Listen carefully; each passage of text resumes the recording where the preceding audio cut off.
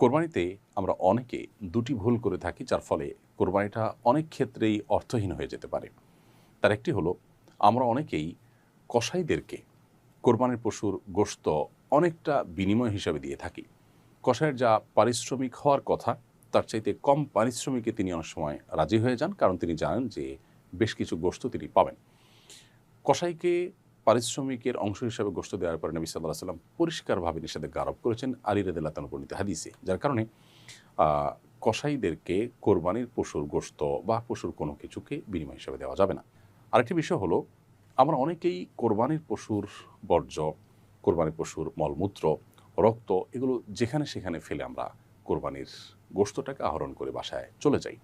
এর ফলশ্রুতিতে আমাদের কোরবানি অনেকটা অর্থহীন হয়ে যাওয়ার সমূহ আশঙ্কা থাকে। অর্থাৎ এর ফলে মানুষের যদি কষ্ট হয়, মানুষ অসুস্থ হয়, পরিবেশ নষ্ট হয়, বিপর্যস্ত হয়, তাহলে কিন্তু আমি গুনাহগার হব।